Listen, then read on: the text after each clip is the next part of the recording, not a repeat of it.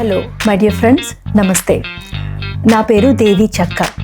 ఈరోజు మీతో inner foundation అనే ఒక టాపిక్ గురించి నాకున్న ఆ జ్ఞానాన్ని పంచుకోవడం కోసం మీ ముందుకు వచ్చాను. మనకు ఒక సర్వీస్ చేసేటప్పుడు కానీ, ఒక లక్ష్యం కోసం మనం ముందుకెళ్ళేటప్పుడు కానీ మనకున్న అడ్డంకులు ఏమిటి? ఇక్కడ మీకు వచ్చిన గుర్తింపులు అన్నీ ఇక్కడతోనే ఆగిపోతాయి. కానీ మీకు వచ్చిన ఆ జాయ్ని, ఆ కంటెంట్మెంట్ని, ఆ సార్థకతని మీతో పాటు, మీ ఆత్మతో పాటు మీరు ఇంకొక తర్వాత ప్రయాణానికి తీసుకువెళ్తారు.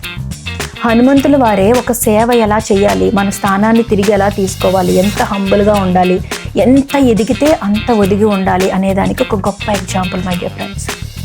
మనం ఏమైపోతుందంటే అండి, క్రోధోద్భవతి సమ్మోహ అన్నారు చూసారా శ్రీకృష్ణుల వారు. ఆ క్రోధంలో ఉన్నప్పుడు, ఆ ఎమోషనల్ స్టేట్లో ఉన్నప్పుడు ఒక సమ్మోహన స్థితి ఉంటుంది. సఫరింగ్ ఎవరైతే ఇస్తారో వాళ్ళు కూడా సఫర్ అవుతూ ఉంటారు, లేకుంటే వాళ్ళు సఫరింగ్ ఇవ్వలేరు.